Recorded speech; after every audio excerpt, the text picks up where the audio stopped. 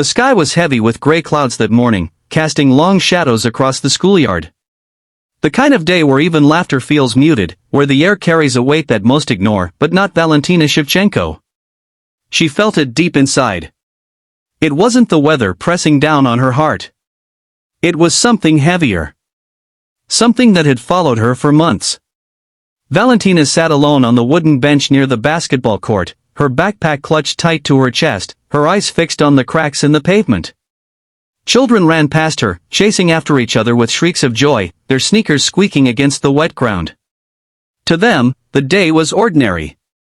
But for Valentina, ordinary no longer existed. Every step she took on campus came with the dread of what was waiting for her. You see, Valentina wasn't weak. She wasn't fragile. She wasn't the shy girl everyone thought she was. In truth, she was stronger than even she realized. At home, her life was disciplined, structured, filled with early mornings of martial arts practice before dawn. Her mother had raised her on principles of respect, patience, and resilience. The greatest battles, her mother always told her, are the ones fought inside, between your anger and your peace. But at school, none of that seemed to matter. All they saw was a girl who kept to herself. A girl who rarely spoke.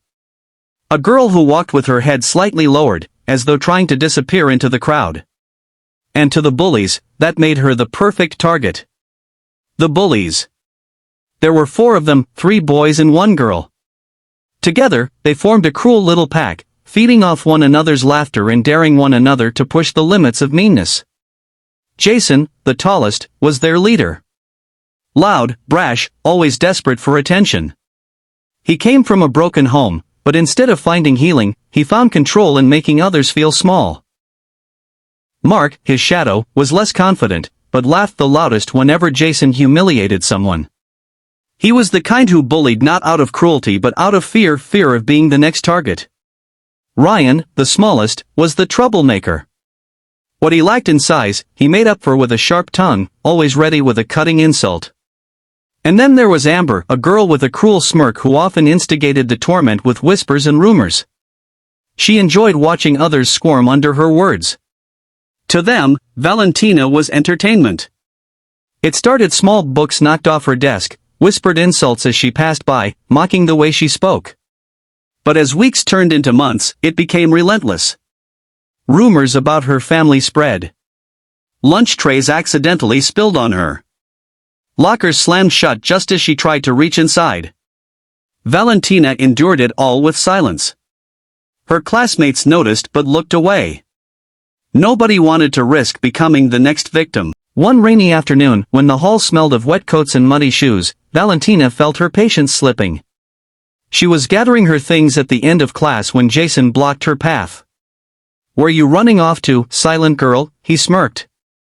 Mark and Ryan flanked him, while Amber leaned casually against the wall, arms crossed, watching.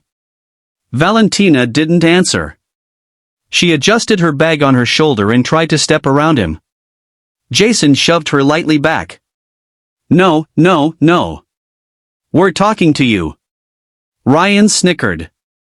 "Yeah, maybe she lost her voice. Maybe she's a mute." Mark chimed in, "Or maybe she thinks she's better than us." Valentina swallowed hard, keeping her composure. She bent down to pick up the notebook Jason knocked from her hands. But as she did, Ryan noticed something fall out of her bag, a small silver pendant on a thin chain. He picked it up, dangling it mockingly. "What's this?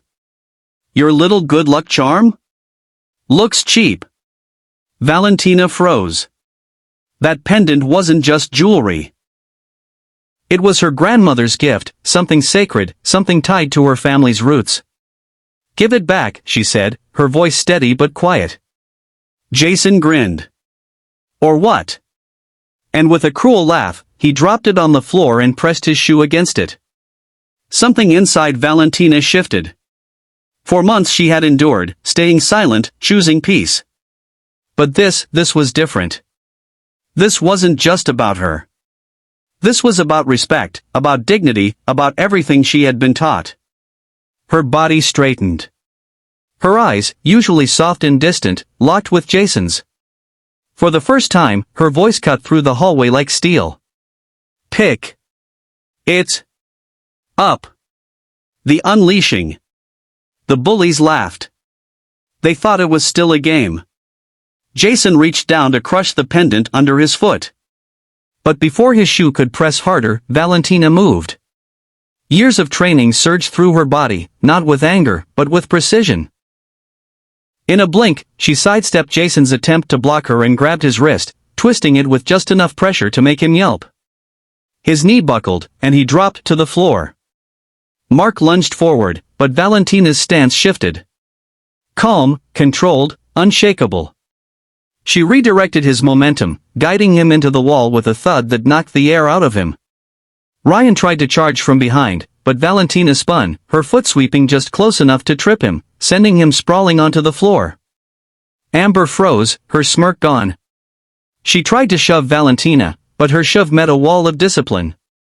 Valentina blocked effortlessly, then stepped back, her gaze steady and unwavering. In seconds, the bullies were on the ground, wide-eyed, trembling. The hallway echoed with their gasps and whimpers. "Please, don't hurt us," Jason stammered. Valentina bent down, picked up her pendant, and slipped it back into her pocket. Her voice was calm, almost gentle. "I never wanted to hurt you. But strength isn't about making others feel small. It's about protecting what matters." And with that, she walked away, her steps measured, her dignity intact. The aftermath. The story spread through the school like wildfire. Whispers filled the halls. Students who had once turned away when Valentina was mocked now looked at her with awe. They had witnessed something extraordinary, not a fight, but a demonstration of real strength. The bullies, once feared, now carried the weight of their shame. They avoided Valentina, but not out of fear of her fists, out of respect for her composure. For the first time, they saw how empty their cruelty had been. A week later, Jason approached her. His voice cracked, his hands stuffed in his pockets. I'm sorry," he muttered. "We were wrong. I was wrong. You didn't deserve any of that." Valentina studied him for a long moment, then nodded. "Apology accepted. Just don't repeat it with anyone." From that day forward, the bullying stopped. The message. Valentina never bragged. She never retold the story for glory. She continued her life with quiet strength. But those who saw what happened never forgot. She had shown them that silence doesn't mean weakness.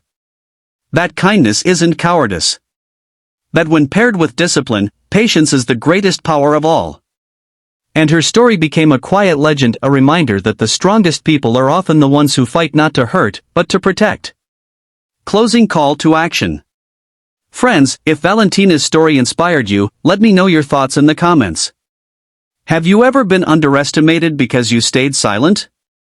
Have you ever been pushed to a point where you had to show your true strength? Share your story, I'd love to hear it. And if you want more emotional and powerful stories like this one, don't forget to like, share, and subscribe to Be Kind Always.